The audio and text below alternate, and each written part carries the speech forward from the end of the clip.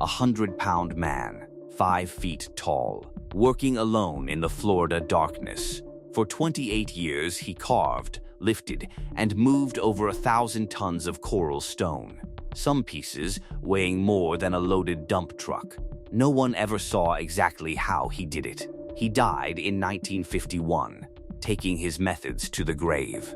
This is Coral Castle, and whether Edward Leedskalnin discovered something we've lost, or just refused to share what he knew. Verse the magnet force with a force of some kind of electromagnetic, radio perhaps, frequency. We're still guessing. A 26-year-old Latvian man named Edward Leedskalnin was about to get married. The night before the wedding, his 16-year-old fiancée called it off. She told him he was too poor, too old, too everything. She walked away. He called her his sweet 16. He never said her name again. Most men nurse a broken heart with whiskey and time. Edward did something else.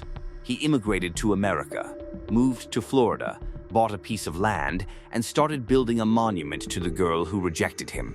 A castle made of coral, weighing over 1,000 tons, by himself. Here's what makes this strange. Edward wasn't strong. He was 5 feet tall. He weighed maybe 100 pounds. Photos show a thin man with intense eyes and hands that look like they've never lifted anything heavier than a book.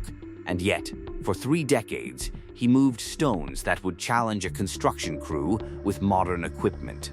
The largest piece, a monolithic obelisk, weighs somewhere around 30 tons. That's 60,000 pounds. Solid coral limestone, carved and erected by a man who could probably fit in your bathtub. Walk through Coral Castle today, and you'll see what obsession looks like in stone. A 9-ton gate balanced so perfectly a child can push it open with one finger. Rocking chairs carved from multi-ton blocks. A sundial that tells time accurately. A heart-shaped table. Everything aligned to magnetic north. Edward built it alone, mostly at night. And when people asked how he did it, he smiled and changed the subject. Here's where it gets interesting. Edward didn't work in complete isolation. He had neighbors, people driving past at night, curious locals, and some of them saw things they couldn't explain. Orville Irwin lived nearby. Years later, he said he watched Edward move a massive stone one night. Except there was no machinery, no crew, just Edward, doing something Orville couldn't process. Other witnesses reported stones that moved too easily, strange sounds at night humming, singing, rhythmic chanting. One neighbor claimed stones looked like they were floating. Now here's the problem with witness testimony. Memory is unreliable.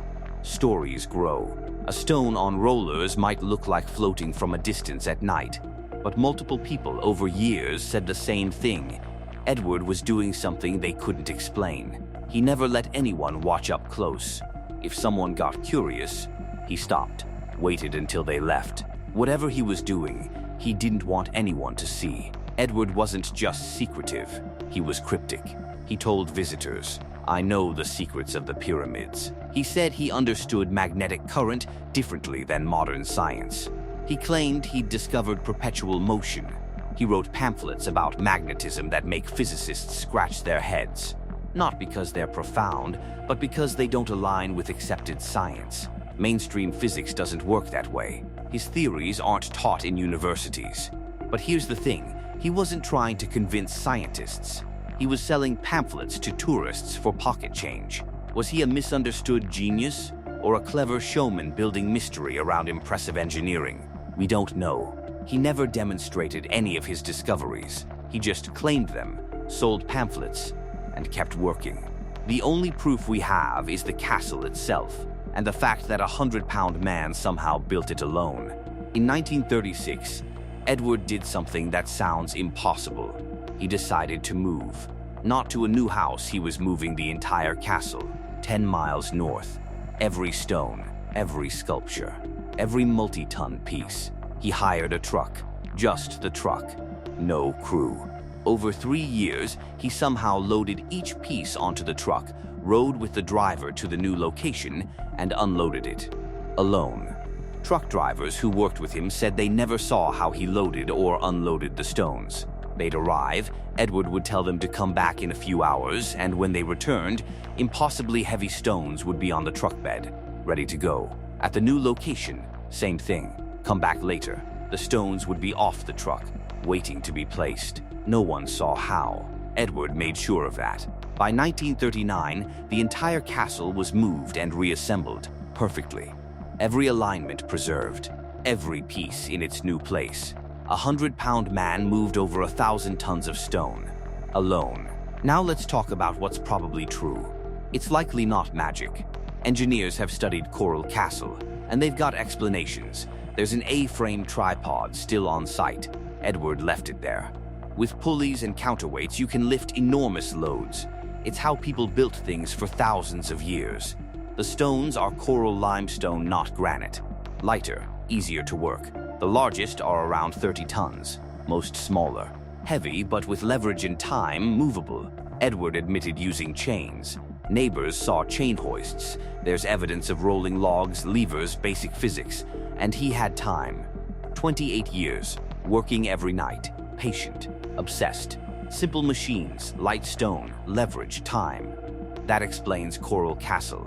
Not anti-gravity. Not lost technology. Just a man who understood engineering and had nothing else to do. That's the explanation. And it probably covers most of it. But here's what nags at me. Edward Leedskalnin weighed 100 pounds. Even with perfect leverage, even with ideal mechanical advantage, there's a limit to what one person can do. You need mass, you need force, you need body weight to counterbalance loads. The 9-ton gate is balanced so precisely it moves on a single point. To achieve that balance requires either incredible luck or an understanding of center of gravity that goes beyond amateur. The obelisk 30 tons standing upright had to be lifted, positioned, and set without cracking. One mistake, and it shatters. He did it alone. The carvings show tool marks, but not the kind you'd expect. Some surfaces are smooth in ways that suggest techniques we don't understand, and there's the secrecy.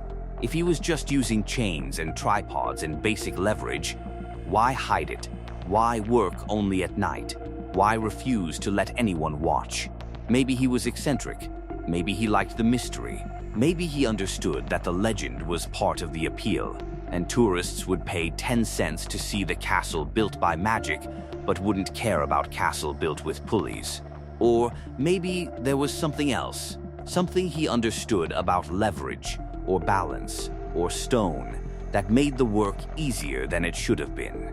Not magic, not anti-gravity, just a technique or trick or method that worked, and that he kept to himself. We'll never know. He never told anyone. And when he died, whatever he knew died with him. Here's what Coral Castle actually asks us. How much can one determined person achieve with time and obsession? Edward spent 28 years building a monument to lost love.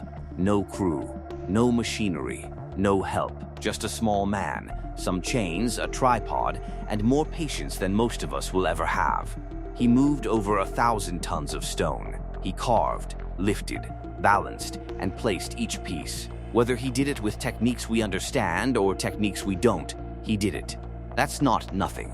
Does it compare to Baalbek, where 800-ton stones sit in walls and we genuinely can't explain how they got there? No, Coral Castle is smaller scale.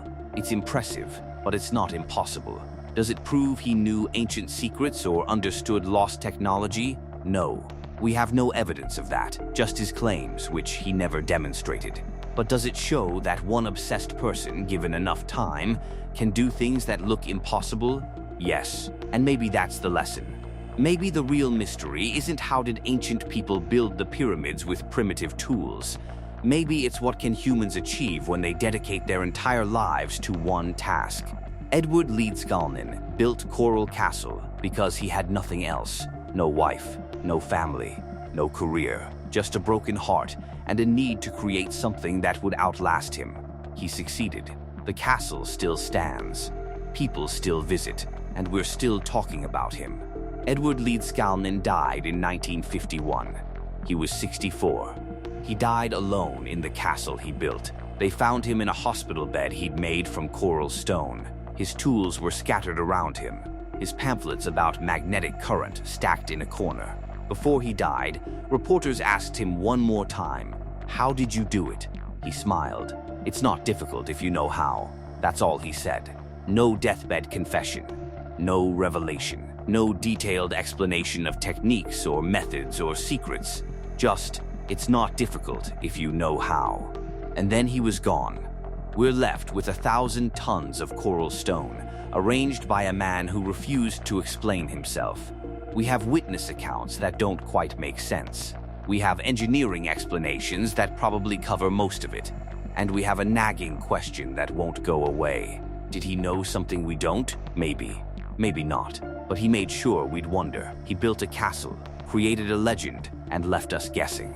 Some mysteries die with the person who created them. This is one of them. Coral Castle stands in Homestead, Florida. You can visit it, touch the stones. Try to push the 9-ton gate. Stand next to the 30-ton obelisk and imagine a 100-pound man lifting it alone. And you can decide for yourself. Was Edward Leedskalnin a clever engineer who understood leverage and had infinite patience? Or did he discover something about moving stone that we've forgotten? The evidence says the first. The legend says the second. Me? I think the real mystery isn't how he did it. It's why he never told anyone. Because that's the secret he really took to his grave. Not the method, the reason for the silence. Maybe he wanted to be remembered. Maybe he wanted us to keep wondering. Maybe he understood that mystery is more powerful than explanation. If that's true, then Edward Leedskalnin succeeded completely. We're still here. We're still wondering. And Coral Castle still stands, keeping its secrets in silence, just like the man who built it.